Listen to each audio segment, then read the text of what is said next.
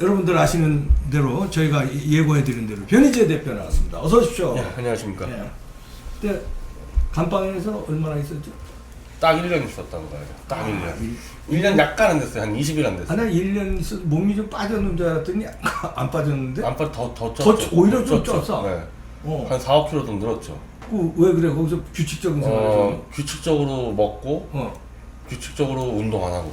운동 안 하고 규칙적으로. 네. 살 좀 쪘네. 살도 쪄서 나왔죠. 그리고 특히 이제 막판 한두 달 동안에요. 저는 제 입장은 이미 다 조작을 다 밝혔다 생각하니까. 그러니까 좀 마음 편하지. 네, 그냥 계속 그냥 또 우리 독자들이 접견해서 막 넣어주고 그래요. 먹을 거를 막 소세지니 뭐니. 라면 소세지 막 먹다가 막판에 한두 달 동안. 네. 야, 근데 제가 변희재 대표 면회도 갔습니다만 이게 감옥에서도 변희재는 요주의 인물이라서 내가 어떻게 알았냐면 나하고 면회할 때 보니까 그 뒤에 교도관이 야, 매 눈을 뜨고 적도만 우리 대화하는 거 하나하나 아주 교도관이 이게 요주의 인물이니까 면회에서 뭔 얘기를 하는지 그런지 그 감옥에서도 다른 죄수들하고는 좀 달리. 그게 이제 특별관리 대상이라 그래서. 특별관리 대상. 네, 그래서 이게 면회 온 사람도 다 적고 서신도 다 검열하고. 근데 그게 이제 예를 들면은 박 대통령이나 이제 뭐 국정원장들 있지 않습니까? 그런 사람들이 이렇게 특별관리 대상인데 저는 명예훼손 사건이잖아요. 근데도 이 정권에서 보면 이게 특별관리. 아니 그러니까 그게 웃긴 게 대상이지. 명예훼손 사건이라는 것은 그냥 이게 별거 아닌 경범인데 저는 거기서 특별관리 대상 됐죠. 그 완전히 정치적인 판단이에요. 그렇지. 그리고 독방에 있었어요? 독방에 있었죠. 그 독방 힘들지 않나? 그건 다 의견들이 좀 다르더라고. 그러니까 독방을 더 편하게 생각하는 사람도 있고, 독방 진짜 힘들다, 지겹다 해서 혼방하는 사람도 있고. 그러니까 강용석 변호사는 혼방으로 갔죠, 싸워서. 그러니까 여러 명이 있는 방. 근데 저는 할 수가 없었던 게 애초에 좀 그냥 정해졌기 때문에 선택할 수가 없었고. 무조건 변희재 독방. 네, 강 변호사는 특별관리 대상이 아니었기 때문에 본인은 독방 갈 수 있었어요. 근데 혼방을 간 거고 선택한 거. 저는 선택이 없었고. 그 독방이라는 게 어떻게 뭐 책상은 있습니까? 그 사각 박스에다가 판때기 하나 놔줘요. 사각 박스 위에 판때기. 그럼 거기서 이제 책 읽고. 거기서 책은 이렇게 있죠. 거기서 이제 뭐 밥과 좀 먹고. 책 안 읽었어요? 책은 제가 빼보니까 485권이 들어왔더라고 제 방에. 그래서 그 중에 제가 한 10권 중에 9권 읽었으니까 한 400권 정도. 400권 이상은 읽었구나. 무지하게 읽었다. 그럼. 그거 제가 다 리스트를 공개했어요. 우리 카페에다가. 제가 어떤 책을 들어왔고 어떤 책을 읽었는지. 나도 몇 권 넣었는데. 넣었어요. 읽었어요? 화성에서 온 남자인가 뭐 금성에서 온 여잔가 이거 왜 넣어줬지? 너무 감옥 안에서 너무 경직되게 그냥 이갈고만 있지 말고 약간 릴락스해라. 여자용 에세이 하나 준 거. 그러니까. 이거 좀 그 절반 정도 읽었고. 홍서구 그 중소기업청장 평전 자서전 그거 읽었고. 그러니까 머리 좋아 기억력이. 그건 내가 그분 잘 아니까 재밌게 읽었고. 그 서울대 선배잖아. 한참 선배. 그분이 아마 사신가 뭐 오세해가지고 하여튼 공직자로서 좀 입지를 이루신 분이죠. 하여튼 그래 감옥에 1년 동안에 어떻게 느낌이 어때요? 많이 이제 성숙됐다고 그럴까? 아픈 만큼 어떤 느낌이에요? 그런 건 있죠. 일단 책 자체를 집중해서 읽을 수 있는 기회가 없잖아요. 밖에 있으면. 그럼 뭐 이거 해라 저거 해라 만나는 약속도 많고 술자리도 많고. 그러니까 예를 들면은 이승만과 김구라는 책이 손세일 전 국회의원이 쓴 책인데 한 권당 거의 한 900에서 1000페이지 되는 책인데 7권입니다. 이게 이제 월간조선에서 아마 조선일보에서 낸 책인데 읽고 싶었는데 완전 그림의 떡이에요. 그림의 떡 밖에 있으면. 그렇지. 그거 어떻게 있습니까? 1000페이지짜리 읽었거든요. 그런 거를 읽을 수 있으니까 사실은 그건 정말 큰 행운이죠. 지금 읽으라면 못 읽어요. 지금 말하자. 그런 것들을 읽을 수 있었죠. 장문의 책들을. 그런 면에서는 이제 말하자면 뭐 전화위복이라고 그럴까? 김대중 전 대통령도 원래 뭐 그렇게 교육을 많이 받은 분은 아닌데 깜빵에서 책을 많이 읽어가지고 책을 많이 읽어. 그러니까 그때는 더 읽기도 쉬웠던 게 아마 김대중 씨 있을 때는 그 TV도 없었을 때니까. 저희는 이제 TV가 있으니까. 감옥에 TV가 있어요? TV 있어요. 뭐가 있어요? 뭐가 나와요? 주로 예능도 있고 드라마도 있고 다큐도 있고 그거를 편집해가지고 편성해서 보여주거든요. 예능도 나와요? 예능도 나와요. 오. 저는 아마 서울구치소에서 제 방만 유일하게 남성용 TV, 여성용 TV가 같이 나왔던데요. 그게 편성 버전이 달라. 편성이? 버전이. 예, 그러니까 여성용은 주로 멜로 드라마가 많이 나오고 남성은 주로 다큐가 많이 나오는데 네. 저는 그게 두 개 다 나왔어요. 제 방만 유일하게. 야, 그거 뭐야? 특전이네? 너 특전이 딴 아니고- 생각하지 말고 드라마나 봐 임마! 이거네. 특전이 아니고 이제 그걸 모르는 거지 교도관들이 두 개가 나오고 있다는 걸. 네. 이 방은 원래 이게 이렇게 하면 안 되는데 모르는 거죠. 그래서 저는 채널 바꿔보면서 다 봤죠. 그러네요. 그 변희재 편 느꼈을지 못 느꼈을지 모르지만 감옥 가기 전에 변희재와 감옥 갔다 온 후에 변희재가 이 급이 달라졌습니다. 말하자면 감옥 가기 전에 변희재는 보수파 운동권의 라이트 헤비급 선수였다면 지금 헤비급 챔피언 정도 됐어요. 급이. 이 말은 무슨 말이냐면 굉장히 애국투사, 민주투사하면 김근태 떠올리는데 지금 애국투사하면 변희재 떠올리듯이 그런 반열에 올랐어요. 본인 느낍니까? 일단 그 문제가 있는 것 같아요. 저희가 감옥에 갔을 때 태블릿 진실에 대해서 저희가 굽히지 않았다는 거. 가서 끝까지 싸워서 지금 석방된 거 아닙니까? 이 친구는 감옥 정도 가지고는 굽히지 않는구나. 그래서 그 진정성을 인정받은 것 같아요. 네. 그래서 메시지를 던졌을 때 그 메신저에 대한 신뢰도도 높아가니까 좀 메시지가 멀리 넓고 퍼지는 건 좀 느껴지고 있어요. 그 태블릿 PC 얘기 나왔으니까 이게 지금 사람들이 물론 이제 아시는 분이 있는데 이게 뭐야 도대체 어떻게 된 거야 이런 사람들이 많아요. 지금까지 명확하게 설명을 해주세요. 사건 발단과 지금 판결이 어떻게 난 겁니까? 그러니까 우리가 주장하는 거는 그 태블릿 PC는 박근혜 정권 청와대가 공용으로 썼던 태블릿 PC다. 그러니까 당연히 청와대 문서가 들어가 있지 않냐. 네. 문제가 없는 거다 그거는. 그거였고 그걸 JTBC가 입수를 해서 박근혜 정권의 청와대 인사와 유착을 해서 입수를 해서 청와대 것이 드러날 만한 증거들은 없애고 최순실 거로 보이는 증거들을 넣어서 한마디로 조작을 해서 국민들에게 호도시켰다. 그 최순실이 또 수정하고 뭐 이렇게 뭐 그러니까 뭐 수정 기능이 애초에 없었기 때문에 그건 이제 뭐 잘못된 거지만은 최순실의 개인 태블릿 PC에 청와대 문서가 아마 80개가 들어가 있었다.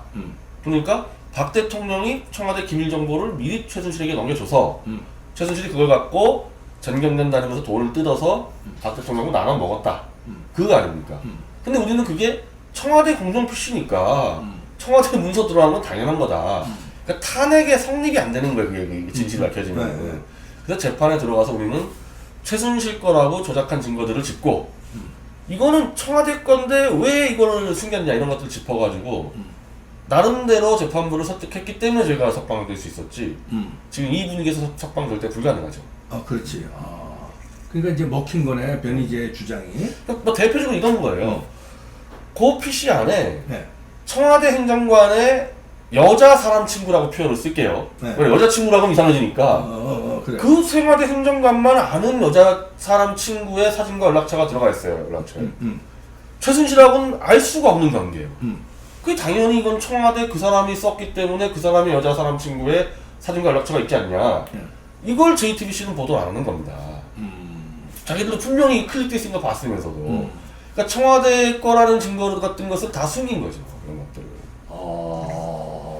그러면 JTBC도 말하자면 조작 방송을 했다는 거예요. 그래서 저희가 조작이라는 것을 조작 방송과 조작으로 나눠서 이건 청와대 것이라는 증거들을 다 감추고 보도하는 것은 조작 방송.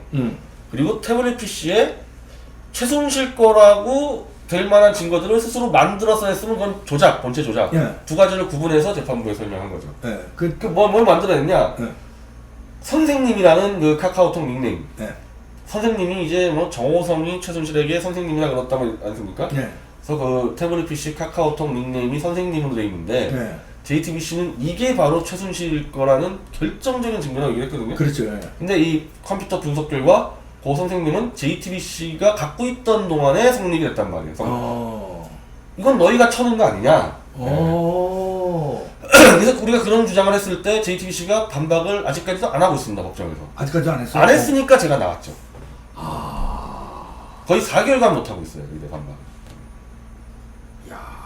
이거는 그럼 어떻게 아직 끝난 게 아니죠? 이제 시작을 해야죠. 이제 시작이죠. 이제 시작을 하니까 자 그러면 우리가 이렇게 많은 이거 말고 한 수십 건의 조작을 짚어놨습니다. 네.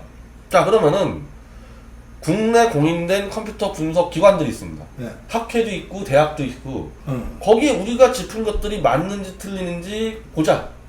검증을 하고 그리고 좀 더 상세한 정밀 검증. 그러니까 검찰하고 국가수가 포렌식을 했는데 해야 될 걸 안 했어요. 원칙적으로 해야 될 걸 다 빼먹어놨기 때문에 그래서 애매한 건데 원래 해야 될 것만 제대로 다시 하면은 누구 건지 뭐 다 나오니까 그걸 하자.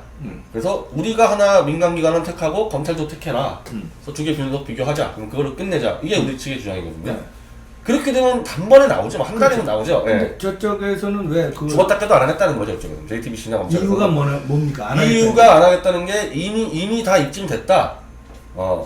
최순실 거라는 게 다 입증됐기 때문에 우리는 할 필요가 없다는 거고.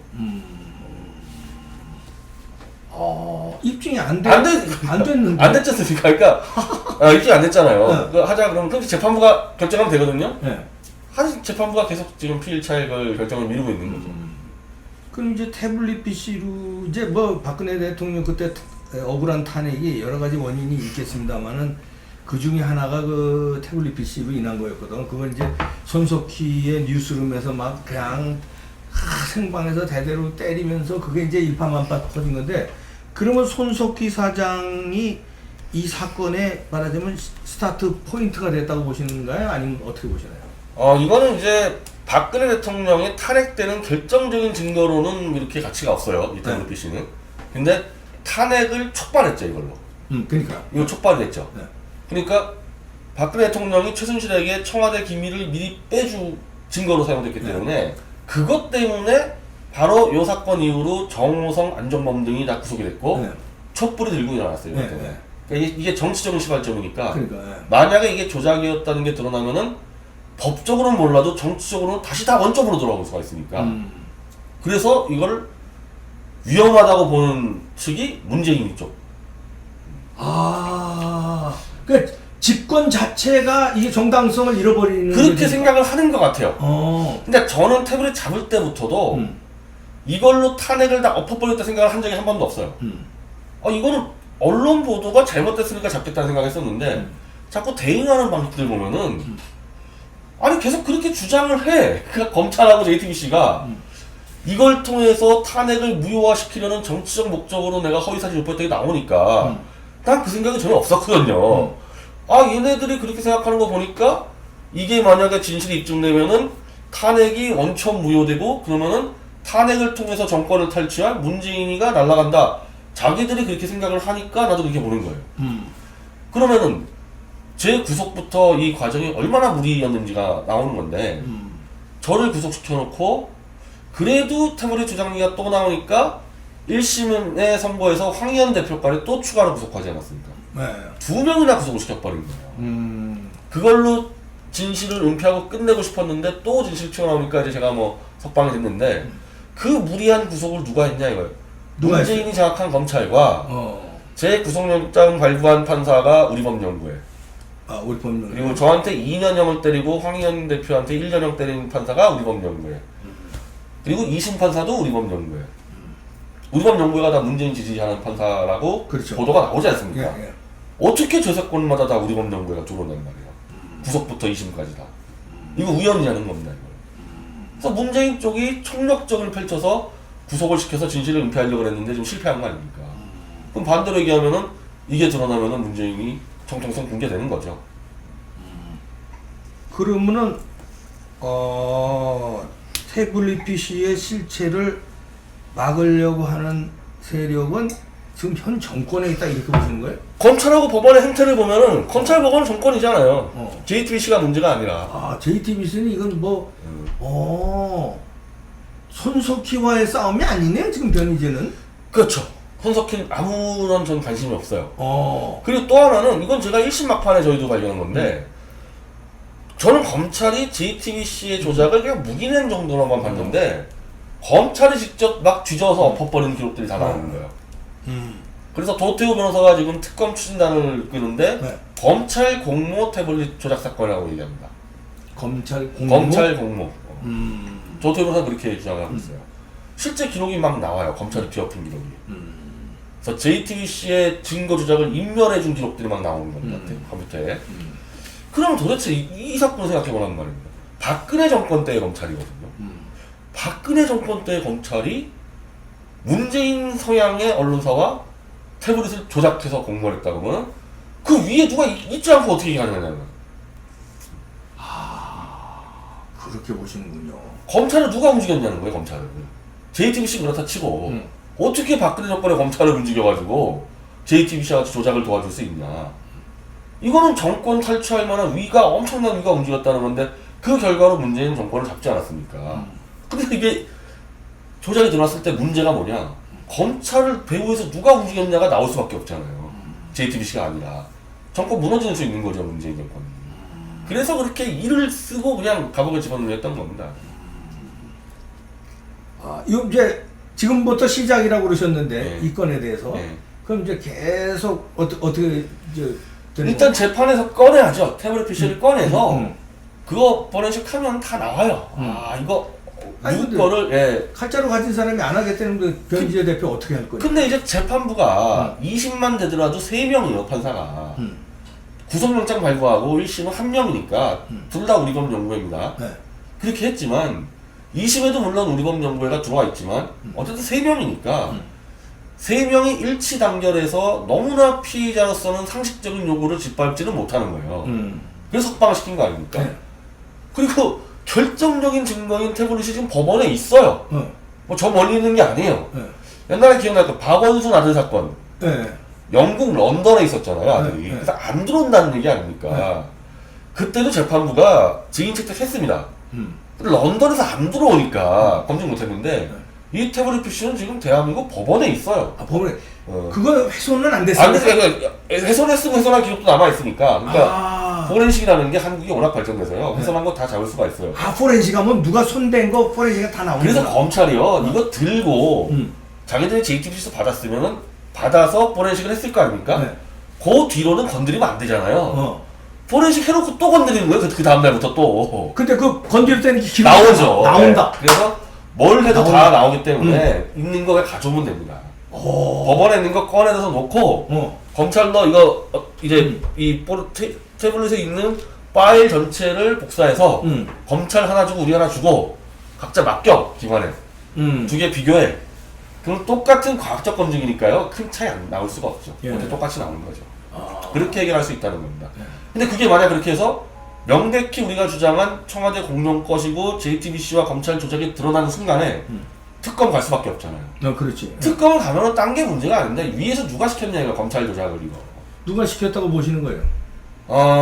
추정으로. 우리 변호사들은 김정은이라고 얘기하더군요. 김정은이요? 우리 변호사들이 이렇게 얘기해요. 나는 그거 모르겠는데 변호사들이 김정은이가 시켰을 것 같다 얘기하는. 김정은이 시켜서 쓰리쿠션으로 해서 쓰리쿠션으로 왔다고 생각하는 것 같아요. 박근혜 정권을 없애는데 요렇게 해서 박근혜 정권이 검찰을 움직이려면 누가 어느 정도가 움직여야 되냐는 거예요.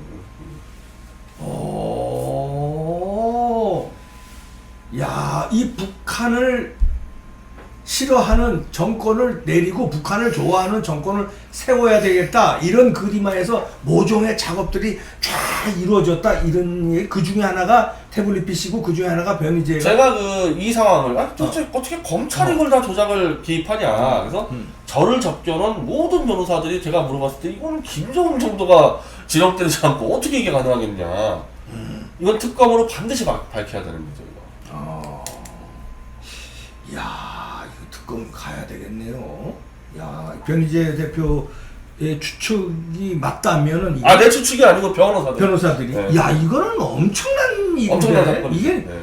이게 국가 무슨 이게 뭐 전복이 아니라 이거 북한의 지령에 의한 국가 전복 사태니까 이건 뭐 어마어마한 사건이에요. 제가 감옥 들어갈 때마다 검찰 조작 기록은 우리가 못 봤기 때문에 JTBC는 그냥 언론사니까 특종하려고 했을 수 있다 이런 정도 생각했단 말이에요. 그리고 검찰은 그때 워낙에 촛불을 하니까 아이고 귀찮으니까 그냥 무기랑 넘어갔다. 저는 이렇게 봤단 말이에요 지금까지는. 근데 1심 막판부터 검찰이 직접 손댄 것들이 나오니까 사건 성격이 달라진 거죠 1심 넘어가면. 그러네. 그래서 이게 손석희와 처음에 싸웠었잖아요. 그렇지. 손석희 제가 입에 거론도 안 해요, 손석희는. 이건 마이너가 됐네. 그냥 손석희는. 손석희는 그냥 나온 거 읽었을 뿐이지 아무 관계 없는 거야, 이 문제에 대해서. 그래서 요즘에 김웅 기자가 손석희 엄청 밝더라고. 네. 그래서 저한테 김웅 기자가 만나보자 해서 네. 나 기분 되게 재밌게 잘 보는데 네. 이 사건과 관계없다, 손석희는. 태블릿하고 이제 손석희 별 관계없다, 이거. 그냥 읽어준 거다, 그 사람은. 감옥에 들어가기 전에 그 손석희를 이르도 알더니 감옥 갔다 오신 다음에 손석희는 이제 마이너가 됐네. 그럼 누구를 타겟으로 삼는 거예요? 김정은이 직접 타겟으로 삼지 않을 거고. 일단은 문재인이. 네? 일단 문재인이부터 왜요? 문재인이. 하여튼 그 결과에 대해서 가장 큰 수혜자는 문재인이란 말이야. 아, 집권을 했으니까. 내가 집권했으니까. 그리고 저를 잡아놓은 건 문재인이란 말이죠, 손석희가 아니라. 아, 그 검찰하고 법원하고 다 되는데. 그 우리법연구회. 우리법연구회가 들어온 게 문재인이 어쩌 손석희가 그런 거 있겠어요? 그러니까 문재인이한테 저는 다 묻겠다는 겁니다, 모든 걸. 야.